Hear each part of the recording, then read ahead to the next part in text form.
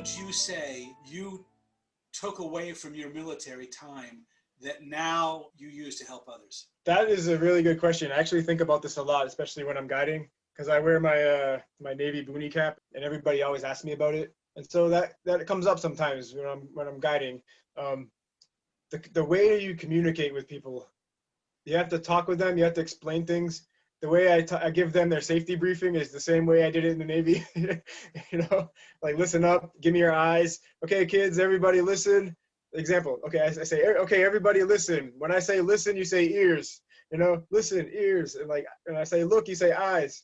Okay, like, it's kind of like the military, but in a more friendly way. Like I actually care about them, and I care about their safety, and I want them to succeed, and they know that. So there's my leadership coming in there, and then I pick out a few of the strong people, you know, especially amongst the siblings. If I see like a sibling who's more stronger than the other ones, I pick out one of them as the leader, and I help them learn. I teach them how to belay, for an example. And if I see somebody struggling, I also give them a job, and it helps them a lot. I actually dealt with this yesterday, and some of my clients yesterday, a whole family, about 7 people, a 7-year-old girl was super terrified of just even coming near the edge of the cliff to go rappelling. And so I gave her a job. I said, you need to hold on to this rope. You're in charge of this rope, and you're going to control how we go down. Not knowing that I was actually holding onto the rope too. So, but it really inspired her. She went down, she came up and did it again 3 more times by herself. So It's her about responsibility, right. Is part of the curve. Right, the leadership, the way the leadership aspect of it, the psychology of how you talk to people. You don't just to say, okay, hey, we're going to jump off a cliff, let's go. You know, nobody would do that. Right. You have to give them some excitement. You have to make them feel safe. You have to let them know you don't feel safe, but you are safe, and you have to explain the ropes and how much weight they can hold. There's a lot of technical things. My time in the Navy helped me deal with that, especially being aircrew when I was aircrew, because I had to do pre-flight checks on the plane just like the pilots did.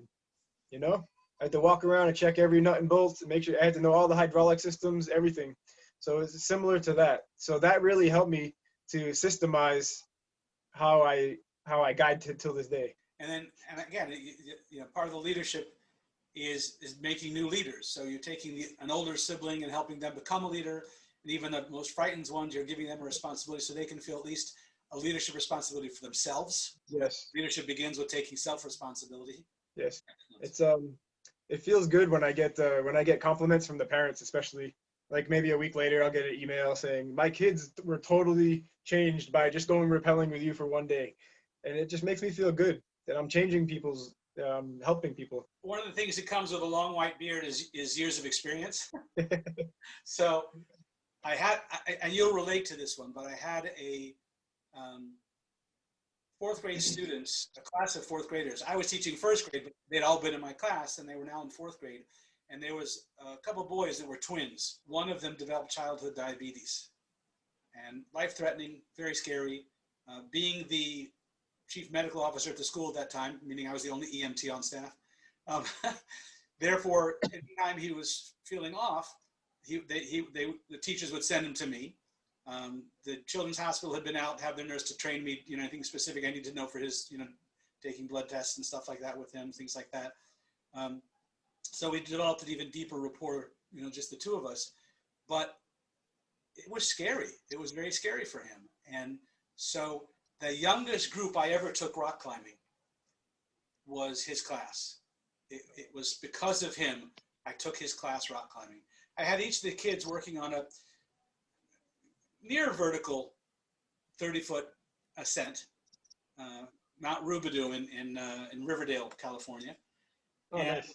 And each of the kids was, you know, giving it a try. So he got online and he started working his way up, and he was terrified, and he you know, wanted to come down.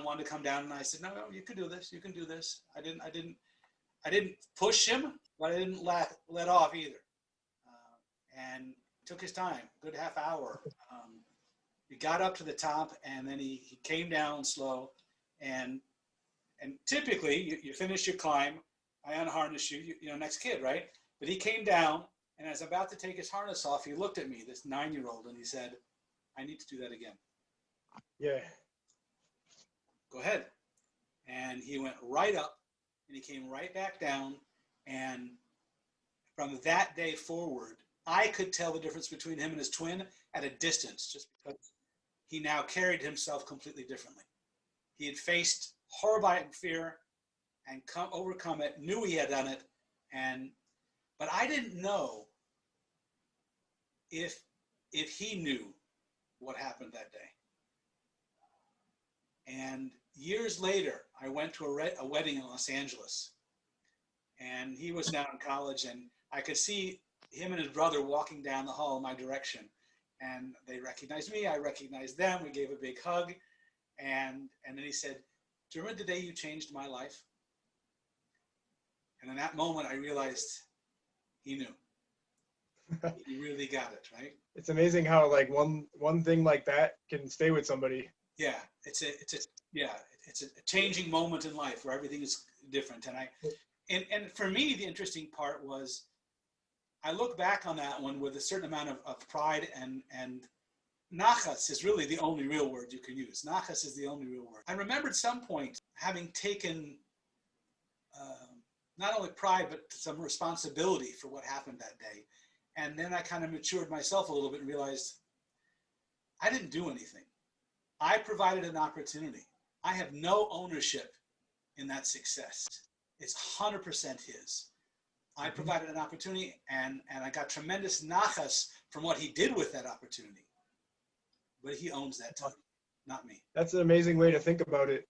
That they're doing all the work. They're overcoming their own fears. Yeah, it's amazing. So we can have nachas, but it's the kind of nachas that a parent has for a child or a teacher has for a student, is that you've provided the opportunity, but the work, it's theirs. And so really, they own it. They totally own it. So, as a, leadership in military, I think that's another part of the things that we need to be aware of in transformational leadership, as we provide opportunities and we provide some stimulus and some, high ideals. But the work is not ours. It's the individual who's doing the work that is the one who gets to celebrate, because they own it. They truly own it. Right. Wow. I think like now that you mentioned that, thinking back to Rabbi Kleinman and Rabbi Goldstein coming to my ship, they provided that opportunity for me to think about my Judaism, and because of that was the catalyst for how I am today. Like, I'm living in Israel, I'm religious now, and I have 5 kids, and and I get to and Bezrat Hashem, I get to go and do this similar thing that they did for me for other people, So yeah, that's the payback, is when you see that what you've done, someone else follows. Right.